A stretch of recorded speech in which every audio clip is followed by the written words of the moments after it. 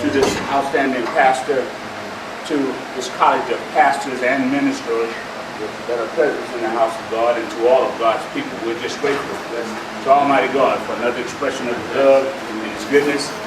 And it's just good to be found in the presence of the Lord. Right. One more time. Yeah. I like singing, but I'm not good at it. I just don't want to fool you with that. There's a song I had wanted to told to sing it for me, but he had some sickness in the family and he might not be able to make it. I don't know. It's dealing with the hide behind the mountain. Somebody might know it, and somebody can sing it after the message is over. I'd certainly appreciate it. But if not, then whatever y'all sing, I'll try to sing along with you. Amen. After I left home here in Winsboro, and I'm gonna get started because I know time is of the essence. Linda said that I know you're not going to be long. I tend not to try to hold people long with preaching because it tends to turn us off. I know I'm right. And they'll go along with the joking, and they'll go along with everything else, the singing. But when the man of God stands forth, proclaim and preach the word of God, it tends to get us a little edgy, a little nervous. We don't want to, we don't want to listen too much to that. It turns us off. But as a young kid, leaving here and going to different places and making my home in Texas, I came up in a little old church in a place called Alcoa, Texas. There were elders there, deacons as well as ministers and pastors. And this guy named was Deacon Laney. He used to sing a song when he would get down to pray. And the song was way down yonder in the valley by myself. Couldn't hear nobody praying. Had to pray myself. Y'all familiar with that? I know that's a 100 there. But it's just that it did something to me to hear this old man sing that song and then get down and pray. And he was 90-some years old when he died. And God has a way of doing something in our lives that makes us different.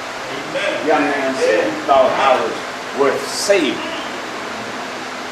They gave me another text to my phone, said that the subject, the main thrust of the subject was the holy people for a holy God. Is that right? But I'm not using that subject. I just want to touch bases on it to let you know I recognize what it's saying. The word holy means to set apart, or clean living, clean lifestyle. And the people it's talking about is Trinitarian, born-again, baptized believers in Christ Jesus. Amen. That's the people it's talking about. Holy people for a holy church. And the word church in Greek is ekklesia. That not only just means one individual, because we are all churches, but it means a collective group of us. Amen. The church.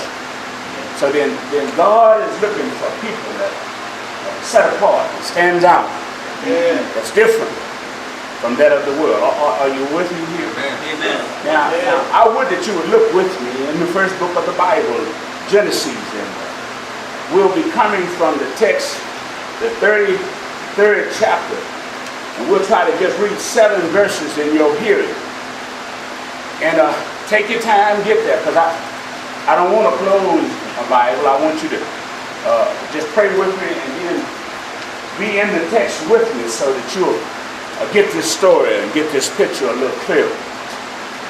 Genesis, the 32nd chapter. And it's dealing with Jacob and his brother Esau. And you have to understand now that I still hear pages turning. That's why I'm kind of doing a little bit of the introduction. You have to understand that these are family peoples. Amen. Genesis, the 32nd chapter, and permits reading in your hearing out of that 24th verse through the 30th verse. Now, I want you to take your time because I'm not going to be long. She was right. I'm not going to hold you long because when the Spirit tells me to stop, I'm going to stop. I'm not going to try to tickle your fancy. And I'm not into hoopology, nor am I into rouseology. I just try to teach and preach the word. Amen. Amen. When you get there, for those of you that have the strength and respect for the word of God, we would that you would stand for the reading of the word of God. Are you praying with me? Amen. Are you there? Yes, sir. Genesis, the 32nd chapter. We'll commence reading in your hearing out of that 24th verse. And it says here, and Jacob was left alone, and there wrestled a man with him until the break of day. And when he saw that he prevailed not against him, he touched the hollow of his thigh. And the hollow of Jacob's thigh was out of joint. As he wrestled with him, talking about the man, and that's God, really. And he said, let me go, for the day breaketh. And he said, I will not let thee go, except thou bless me. And he said unto him, what is thy name? And he said, Jacob. And he said, thy name shall be called no more Jacob, but Israel. For as a prince hast thou power with God and with men, and has prevailed. And Jacob asked him and said, tell me, I pray thee, thy name. And he said, wherefore is it that thou doest ask after my name? And he blessed him there. And Jacob called the name of the place Peninnah. And for I have seen God face to face, and my life is preserved. I want to use for a thought. I had two thoughts on there, but I particularly liked this one. So I guess I'll give y'all both of them. You can choose the one you like. Amen. Because the subject says, the blessings tied in with the struggles. And this is the one I like. God's blessings are tied to the struggle with God. That's what I want to use. But you can use whatever you like. You might want to preach this Sunday. I don't know. But that's the one I want to use. And you'll say that with me. God's blessings are tied with the struggle with God. You may be seated in the presence of the Lord. By way of introduction on tonight, just for a little while, let me see. Yeah. I want to say that family rivalry has always been. And the family makes up the church. Are you praying with me? Now, there was a struggle from the beginning. Even while they was in Rebekah's womb. Isaac and Rebekah, these are the parents of Jacob and Esau. But you have to understand now, God favored Jacob. And he said that Esau he hated. Now, see, God has his own prerogative. And he makes choice of us whenever and whatever way he wants to. Because he's God all by himself. I know I'm saying something like that. Now, this brings us to our text. They grew up, and Jacob, his name means trickster or schemer or deceiver. And there's another word for it. And anyway, Jacob was one of those guys that he planted, supplanter. That's the word I'm looking for, supplanter. And his brother Esau came in hungry, and he gave away his birthright for a bowl of soup or pies, as we see it in the text. But you have to understand now, this man really didn't care. That's why God knew that Jacob would be the seed, and he would give him the promise. Are you praying with me? I trust that I won't bore you. So that brings me to our text. In the 28th chapter, they're grown now, and Jacob, it had been confirmed in the earth, and it had been confirmed in heaven that Jacob would be the promised seed or the prophecy child. Are you with me? Yeah. And if you read the 28th chapter when you get home, but mainly you can, on today now, you can read from that 12th through the 15th, if I'm not mistaken now, because it gives us a lot of information concerning the promise that he had promised Jacob. I'm talking about God now. And see, you have to see that God already had showed Jacob faith.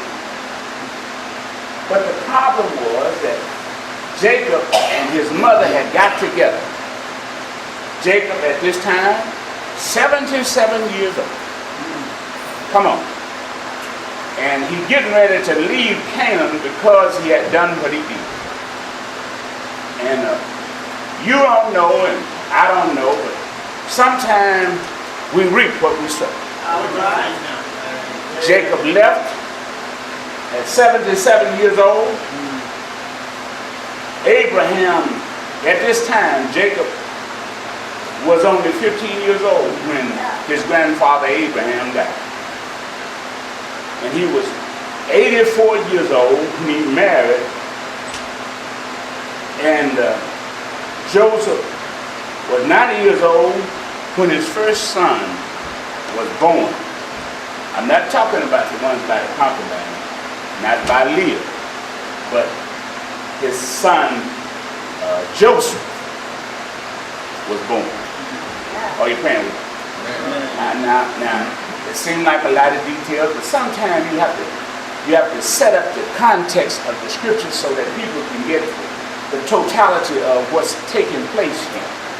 And I'm trying to wrestle with the text just like Joseph wrestled with God. And each of us as individuals, we wrestle with what God would have us to do in this walk. And we struggle with the idea that this is what I see in God. This is what he's telling me. Are you praying with me? And oftentimes we get it in our own mind. Now, Joseph returned to Canaan at 98 years old. It was not like that God did not see him being abused and mistreated. But you and I have to go through a struggle in order sometime for us to get God's blessing. I'm preaching right here. Now, if you're waiting for me to hoop so you can turn up your bench, I'm not going to do that. And if you're waiting for some rouseology or hoopology, it's not in me. But I discovered that my grandmother used to say, good meat makes its own grade. So then, the word is already good. Amen. It has spiritual power. I got a few points here, and I know everybody's not used to this, but we were taught this way, and so I learned not to deviate from my teaching. Because what I discovered is that you confuse people. And we as a people are already getting enough gossip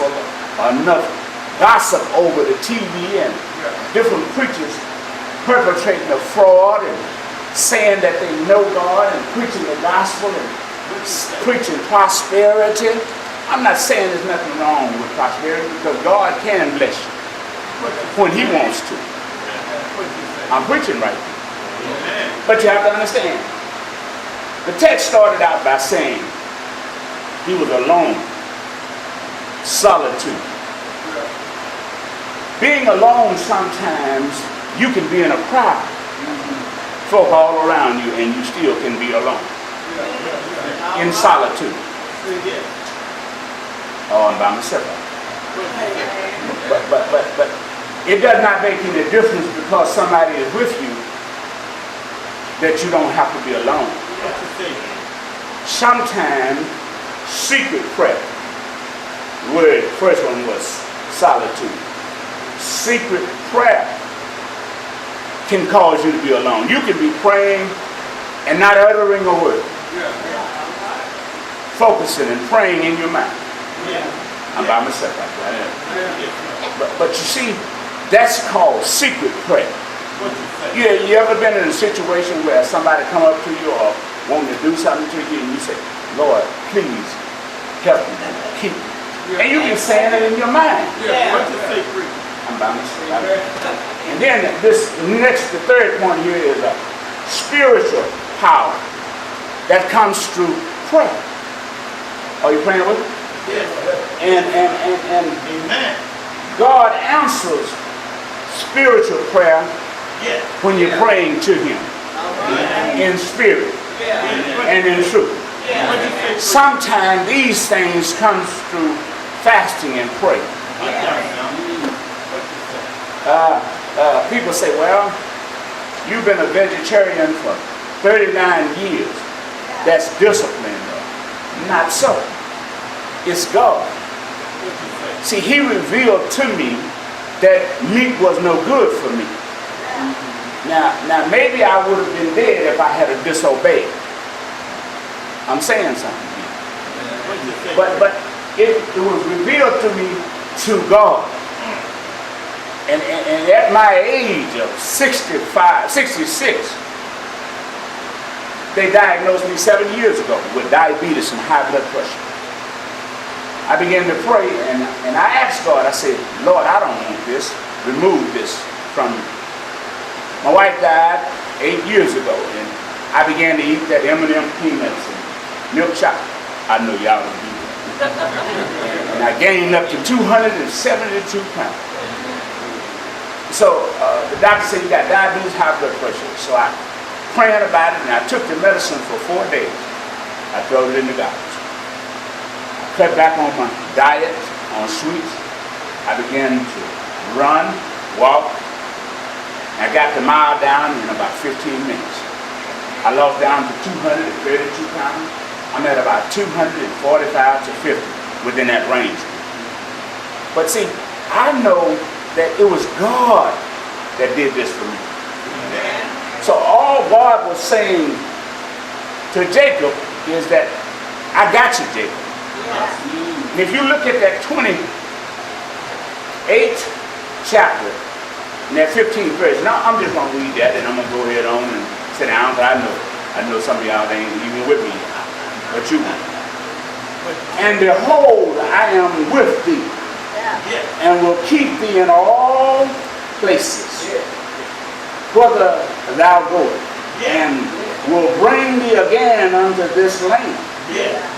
For I will not leave thee until I have done that which I have spoken of. Spoken to thee of. Amen. So he had made a promise to Jacob. Yeah. And Jacob left that land of Canaan, went to Haran, where his mother's brother was. This man worked 14 years for 2 wives. He only wanted Rachel, but he got Leah because she was the oldest of the daughters. And their custom was the older one had to get married first. Am I saying something in this Bible? I'm not taking it out of it. It's in the Bible. And what you have to understand here, that the scripture said that time went by exceedingly rapid for Jacob because he loved Rachel. They tricked him into drinking in a party, and he wound up with Leah. She had 7 sons for him, 1 daughter. She felt that, well, he should have loved her. You cannot make a man or a woman love you. What you say now? But you have to respect him or her if they do love you. Treat them right. What you say? Come on. Amen. Because if you don't, you reap what you sow. What you say? 20 years. 14 years for 2 women. 6 years for his captain. But God was taking him through his blessing Yeah. to get to his struggle Yeah. with God. What you say now? Oftentimes we don't like to get into the struggle of life. We don't want to be caught up into the idea that things are not going the way I think it should. Are you praying with me? Yeah. And then when we go through some disappointment or some disgusting situations in our life, we get fired off the job, or our wife or our husband leaves us because we've done wrong. What you say? I know it. And then we mistreated them in some kind of a way. But yet, we think they ought to stick it out. But sometimes God speaks to that woman or to that man. You need to pack up and leave. So then the text says to us that God spoke to Jacob in a dream. He told him, say, now, it's time for you to leave Haran. He done worked there 20 years. I want you to go back home to Canaan. And a lot of times, moving is difficult. Making life changes are very difficult. And as pastors and evangelists, ministers, and just born again Trinitarian baptized believers, change seems a little hard. It tends to be a struggle. I know I'm right. But yet, blessings are tied up in the struggle with God. As pastors, sometimes we know things and we have to humble ourselves so that people won't think, well, he think he knows too much. He got too much sense. She got too much sense. Get angry at you because you can share some experiences with them through pastoring. I know I'm right. Amen. And then if you be too humble, they'll take advantage of your kindness. What you say now? Think you're weak. I'm preaching to you, Pastor, right What now. you say, preacher?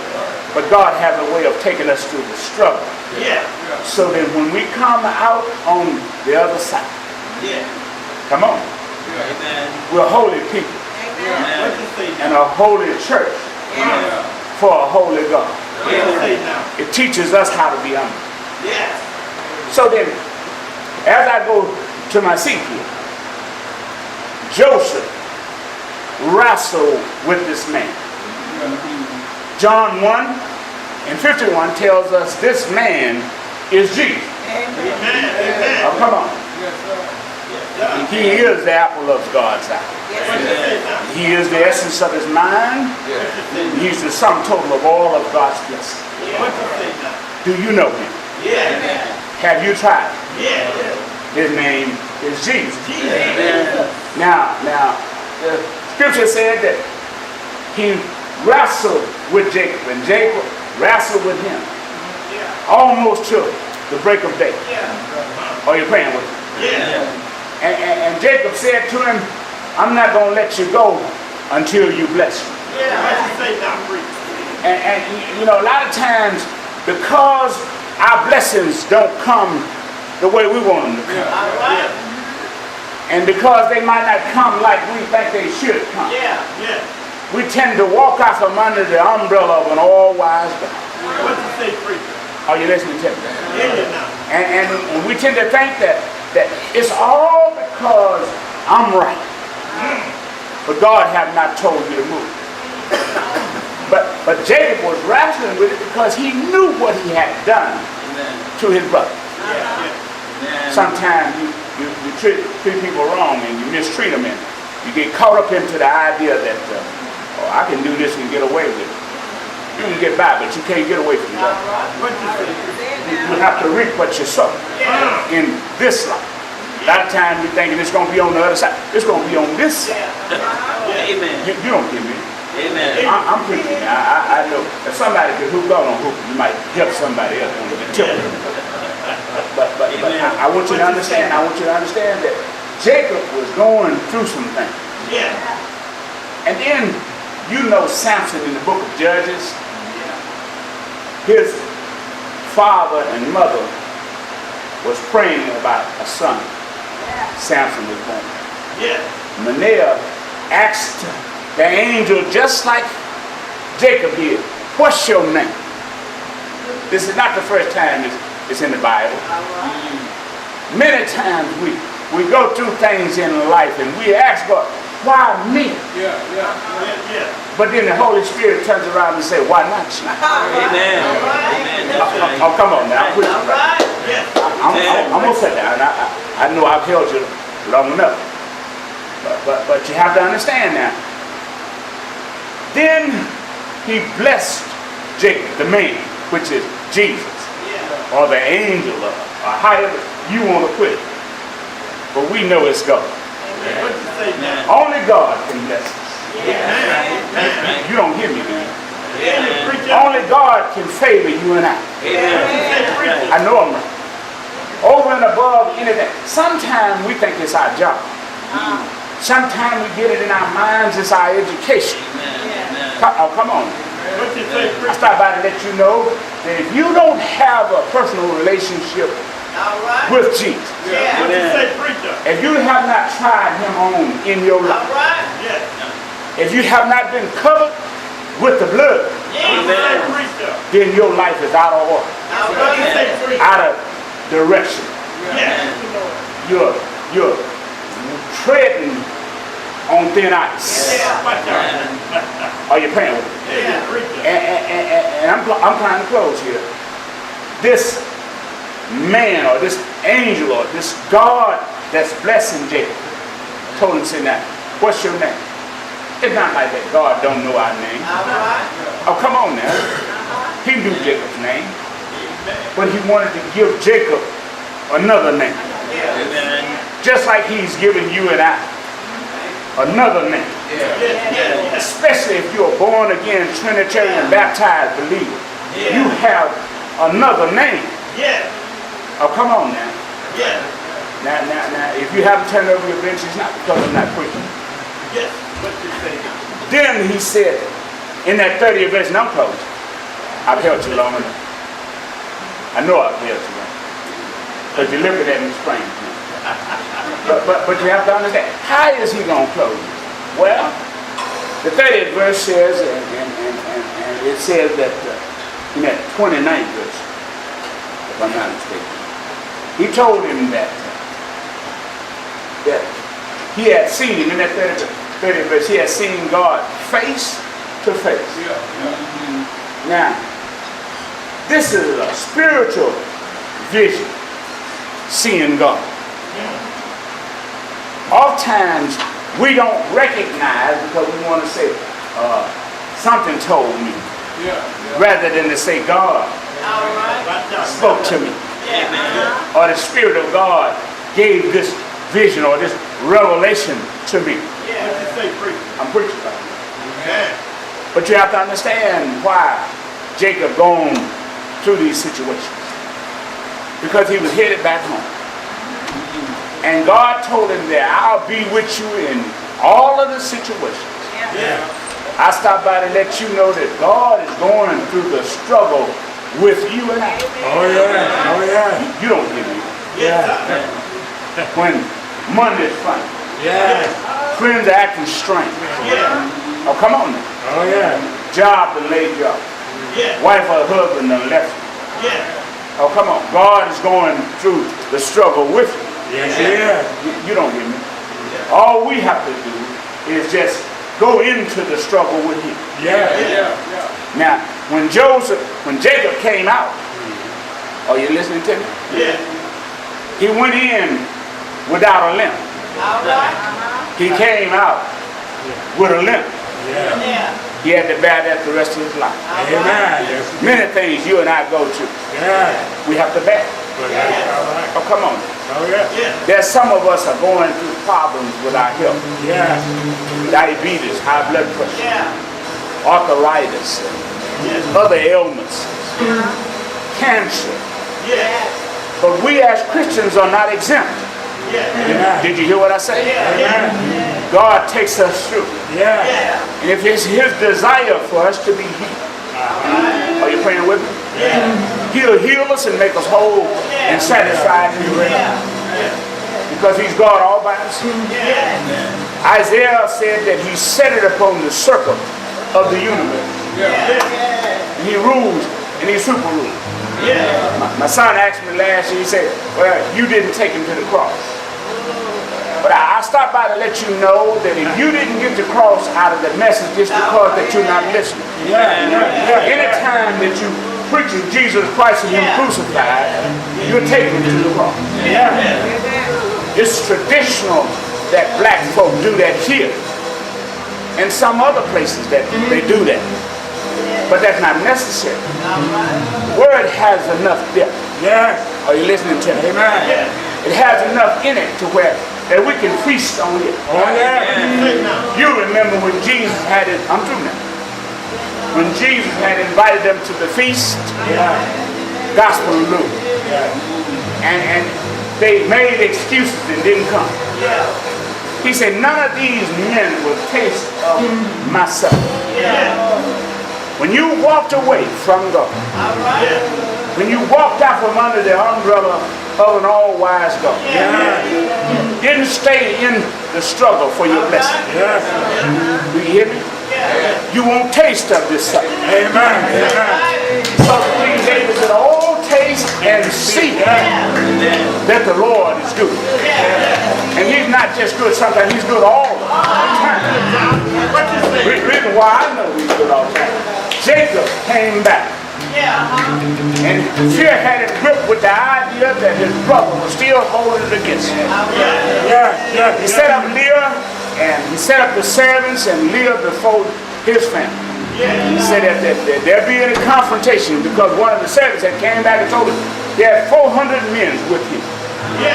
But the idea here that Jacob was afraid because of what he had done. But I stopped by to tell you tonight that if God is with you, you don't have to fear anything. No man. Or if you lost your job or your wife or your husband, you don't have to fear anything.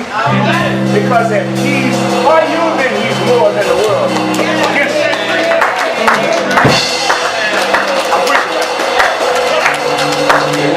And Joseph told his brother, ran to him and hugged him. They embraced each other and showed love. Then Jacob took and gave him part of his flock. And Esau didn't want to take it, but Jacob gave it to him anyway. and showed him that he had been blessed. But you see, God does not work just on one end. Just because the text said that he hated Esau, God reigns on the just as well as the unjust. You know, I think it's in the 73rd numbers of Psalm. The son of King David, no, Asaph. He said that I almost slipped. I'm through here. You know, because he had saw the prosperity of the wicked. Sometimes we focus on other things that are not of God. And we take our minds off of the true and living God. We get caught up into monetary gains and mundane things. We get to thinking that, well, I ought to have this because I've lived this life. But I stop by to let you know that God has you where you are because this is where He wants you. You can be more effective in the situation that you're in. You can do more work where you are. A lot of times we think it's about the money or the education or about the job we have. But it's not. It's about God. If anybody can keep us, if anybody can bless us, it's God. God bless you. I'm through. He